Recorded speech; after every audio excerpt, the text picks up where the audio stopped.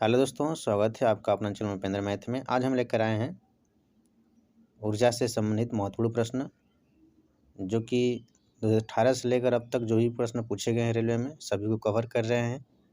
ये आपके आने वाले रेलवे के सभी एग्जाम के लिए महत्वपूर्ण होने वाला है, चाहे आपका एलपी टेक्नीशियन हो, आरआरबी जेई हो, ग्रुप डी हो, आरपीएफ हो, एनटीपीसी हो, सभी के लिए महत्वपूर्ण होने वाला है। आपकी यहाँ पे साइंस की कंप्लीट तैयारी कराई जाएगी, चाहे आपका फिजिक्स हो, केमिस्ट्री हो, बायो हो, सभी का क्वेश्चन यहाँ पे कंप्लीट कराएंगे और सभी को डिटेल में कराएंगे। इससे पहले यदि आप चैनल पर नए हैं तो चैनल को सब्सक्राइब कर लें, बेल आइकन दबा लें, ताकि हमारे द्वारा डाले गए वीडियो की अपडेट आपको मिलते रहें। चलिए चलते हैं अपने प्रश्न की ओर। इससे पहले यदि आप चैनल पर नए हैं तो चैनल को सब्सक्राइब कर लें। हमारा पहला प्रश्न है, अश्व यदि एकाएक चलना आरंभ कर दे तो अश्वारोही के गिरने की आशंका का कारण है। ठीक है, यदि अश्व यानी घोड़ा एकाएक चलता है तो क्या होता है, कोई व्यक्ति अगर बैठा है, ठीक है, और एकाएक जब घोड़ा चलता है तो उसके गिरने की संभावना होती है। मान लीजिए कि घोड़ा आपका इस साइड में चल रहा है, ठीक, तो आप पीछे की तरफ झुकेंगे। ठीक है, तो किस कारण होता है, यह विश्राम की जरूरत के कारण होता है। ठीक है, ऑप्शन नंबर सी। यदि आप ये घोड़ा चल रहा है और आप भी चल रहे हैं, घोड़ा के साथ आप भी चल रहे हैं क्योंकि उस पर बैठे हैं, अब एकाएक अश्व रुक जाए तो आप क्या करेंगे, अगर एक रुकेगा तो आप आगे की तरफ झुकेंगे। ठीक है, तो उस समय क्या होगा, गति का जड़त्व हो जाएगा। ठीक है, अगला प्रश्न है, यदि किसी गेंद को ऊर्ध्वाधर रूप से ऊपर फेंका जाए तो गुरुत्वीय त्वरण, देख लेते हैं, गेंद की गति की विपरीत दिशा में होगा। गेंद ये बॉल है, हम ऊपर की तरफ फेंक रहे हैं, ठीक है, जी की तरफ लगता है, नीचे की तरफ, यानी कि बॉल ऊपर जा रहा है, जी नीचे लग रहा है, तो गेंद की दिशा के विपरीत लग रहा है ना। तो इस प्रश्न का उत्तर हो जाएगा ऑप्शन नंबर ए, गेंद की गति की विपरीत दिशा में होगा। ठीक है, ऑप्शन ए याद रखिएगा। अगला प्रश्न है,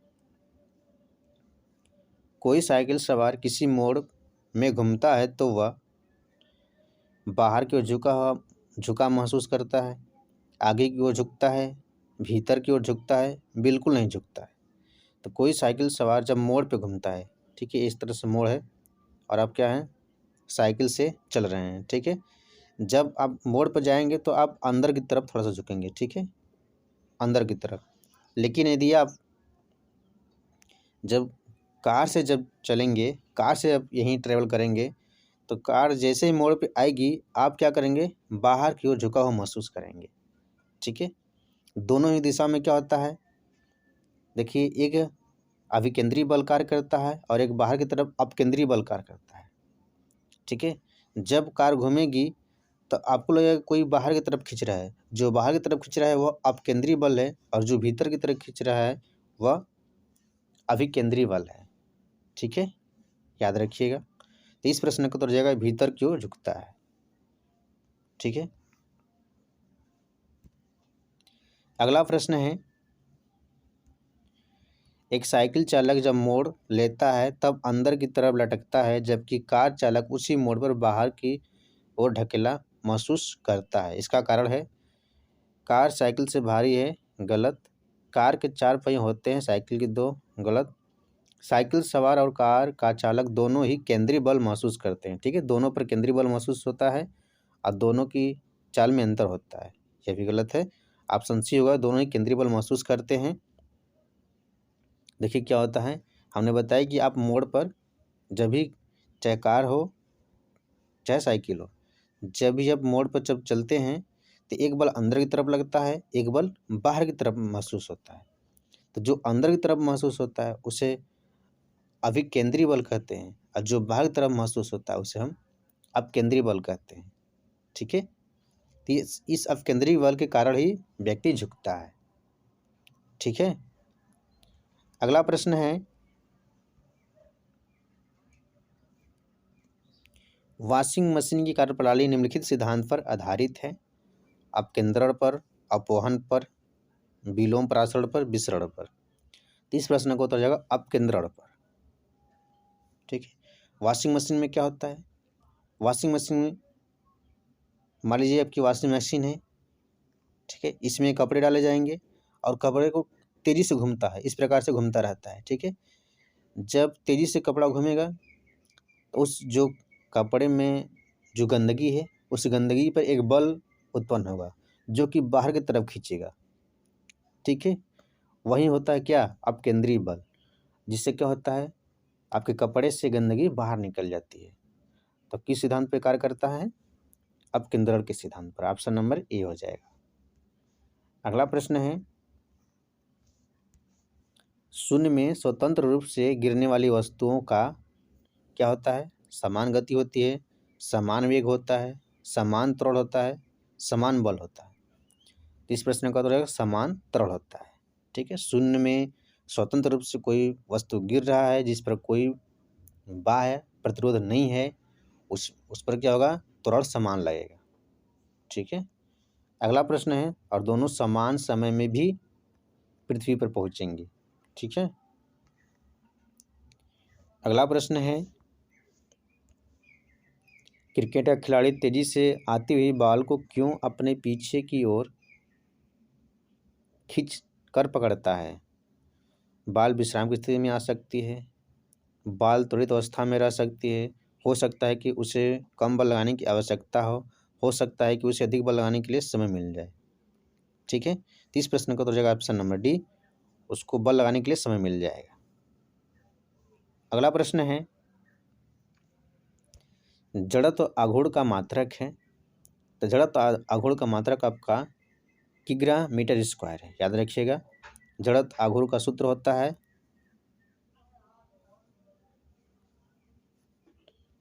mr²।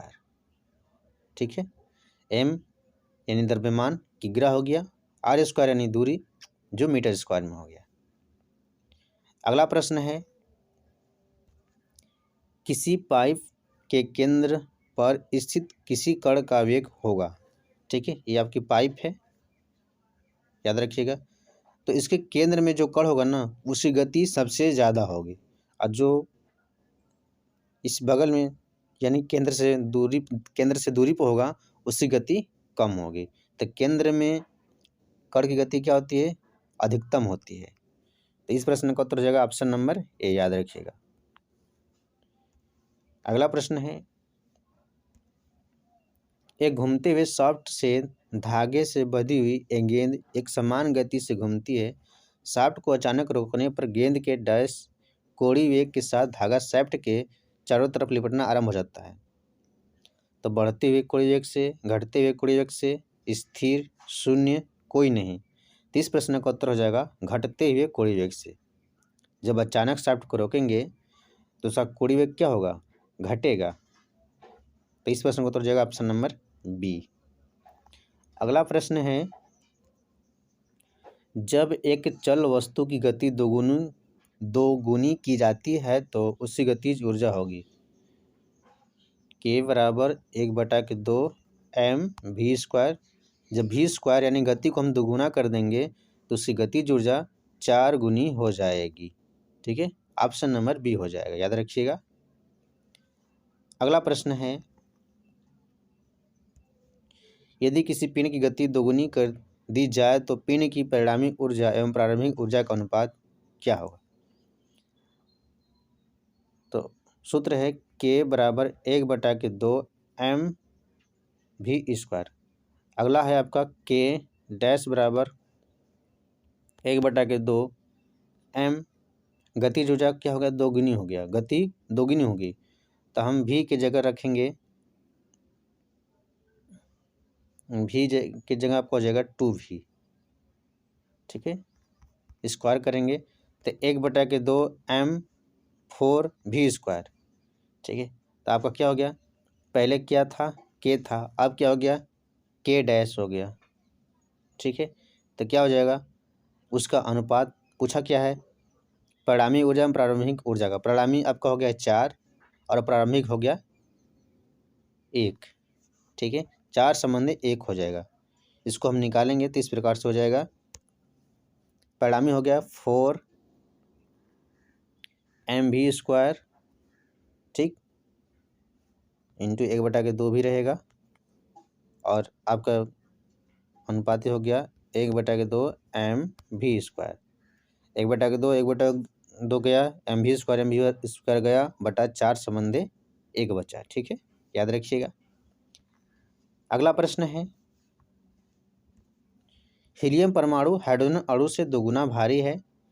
298 केल्विन पर हीलियम परमाणु की औसत गतिज ऊर्जा है, तो कितनी हो जाएगी? हाइड्रोजन अणु से जितनी ही रहेगी। ठीक है, अगला प्रश्न है,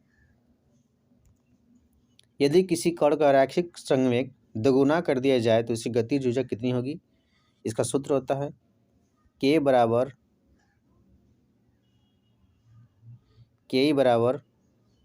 P²/2m।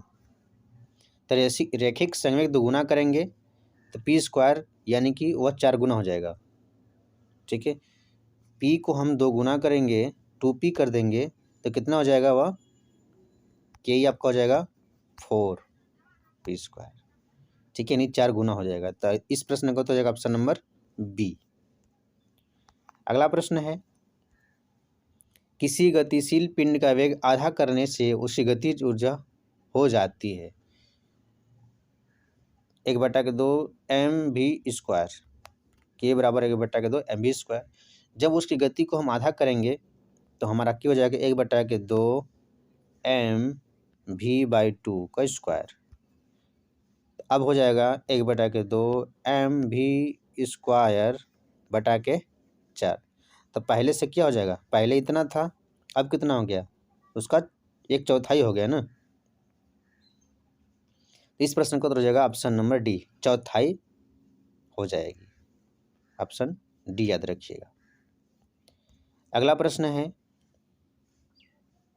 सभी महत्वपूर्ण प्रश्न हैं, सभी प्रीवियस ईयर क्वेश्चन हैं। आपको देख रहे हैं कि किसी न किसी एग्जाम में पूछे हुए प्रश्न हैं, इसलिए आपको प्रीवियस ईयर क्वेश्चन देखना बहुत ही महत्वपूर्ण है। प्रीवियस ईयर इतनी ज़्यादा पूछा गया है कि यहाँ से आप अपनी कंप्लीट तैयारी कर सकते हैं। अगला प्रश्न है, यदि दो द्रव्यमानों के बीच की दूरी दोगुनी कर दी जाए तो उसके बीच गुरुत्वाकर्षण होगा। सूत्र है F=m1m2/r² होता है। तो उनके बीच की दूरी F=G होता है। ठीक है, m1 m2/r²। तो जब हम उनके बीच की दूरी क्या करते हैं? दोगुनी कर देते हैं, यानी कि F बराबर आपको हो जाएगा G m1 m2/2r का स्क्वायर कर देंगे तो आपका 2 दूना का 4 हो गया। तो यहाँ पे हो गया 4r² बटे में। तो पहले G m1 m2/r² था, अब हो गया G m1 m2 बटा के 4 हो गया। तो पहले का क्या हो जाएगा? 1/4 हो जाएगा। ऑप्शन नंबर डी हो जाएगा। अगला प्रश्न है, किसी वस्तु का संवेग केवल द्रव्यमान पर निर्भर करता है। देख लेते हैं, P=mv। किसी वस्तु का संवेग द्रव्यमान और उसके वेग पर निर्भर करता है। तो द्रव्यमान पर निर्भर, केवल द्रव्यमान पर निर्भर करता है, द्रव्यमान पर निर्भर करता है, द्रव्यमान और वेग दोनों पर निर्भर करता है, केवल वेग पर निर्भर करता है। तो इस प्रश्न का उत्तर हो जाएगा द्रव्यमान और वेग दोनों पर निर्भर करता है। ऑप्शन नंबर सी हो जाएगा। अगला प्रश्न है, पहले दर्शन में एक पेट्रोल इंजन को पहचाना जाता है सिलेंडर के आकार द्वारा, शक्ति आवेश द्वारा, प्रचालन द्वारा, स्पार्क प्लग द्वारा। तो स्पार्क प्लग द्वारा हम पहचानते हैं, क्योंकि पेट्रोल इंजन में स्पार्क प्लग होता है और डीजल इंजन में स्पार्क प्लग नहीं होता है। अगला प्रश्न है, यांत्रिक ऊर्जा को विद्युत ऊर्जा में परिवर्तित करते हैं। तो यांत्रिक ऊर्जा को विद्युत ऊर्जा में कौन परिवर्तित करता है? विद्युत जनित्र द्वारा किया जाता है। ऑप्शन डी हो जाएगा। विद्युत मोटर क्या करता है? या विद्युत ऊर्जा को यांत्रिक ऊर्जा में परिवर्तित करता है। ठीक है, अगला प्रश्न है,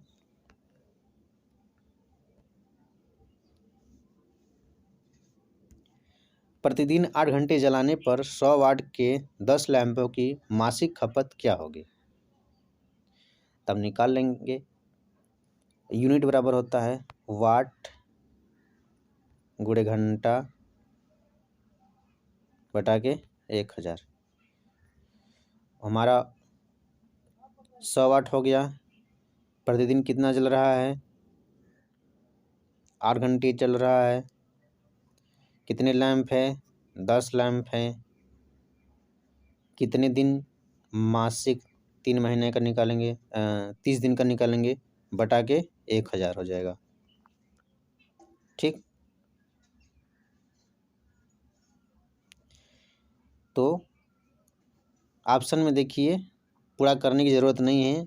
सब में देखिए यहाँ पे 3 आ रहा है 30 दिन, यानी कि इसमें 3 का मल्टीपल होगा और 3 का मल्टीपल यहाँ भी है, यहाँ भी है, बाकी में नहीं है। बी और डी तो कट गया, आपका हो गया सी और ए बचा।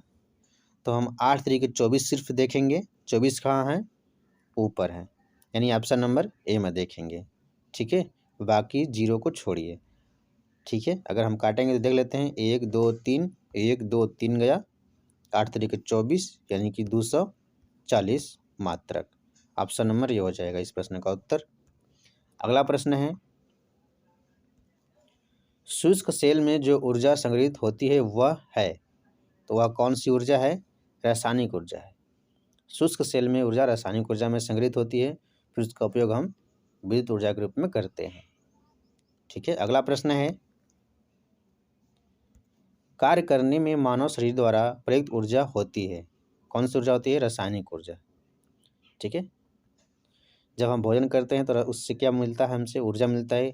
इस रूप में पहले रासायनिक ऊर्जा मिलता है, तो वह ऊर्जा हमारे शरीर में उपयोग होता है। अगला प्रश्न है, जब एक वस्तु का वेग दोगुना हो जाता है तो इसका क्या होगा? त्वरण दोगुना हो जाता है, संवेग दोगुना हो जाता है, गतिज ऊर्जा दोगुनी हो जाती है, स्थिति ऊर्जा दोगुनी हो जाती है। जब किसी वस्तु का वेग दोगुना हो जाता है तो इसका संवेग दोगुना हो जाता है। याद रखिए ऑप्शन नंबर बी हो जाएगा। अगला प्रश्न है, दो असमान द्रव्यमानों की गतिज ऊर्जा समान है तब अधिक द्रव्यमान का आवेग कम होगा, ज़्यादा होगा, कम द्रव्यमान वाले के समान होगा, डी है कि अधिक गति होगी। दो असमान द्रव्यमानों की गतिज ऊर्जा समान है। ठीक, गतिज ऊर्जा समान है तब अधिक द्रव्यमान का आवेग क्या होगा? ज़्यादा होगा। ऑप्शन नंबर बी, याद रखिएगा। अगला प्रश्न है, एक उड़ते हुए चक्के की प्रति सेकंड घूर्णन किसे मापी जाती है? तो इसे हम स्ट्रोबोस्कोप से मापते हैं। ऑप्शन डी हो जाएगा। ठीक है, आज के लिए इतना ही। यदि वीडियो पसंद आए तो वीडियो को लाइक, शेयर और चैनल को सब्सक्राइब जरूर करें और हमें कमेंट करके बताएं कि आपको वीडियो कैसी लगी। तो आज के लिए धन्यवाद।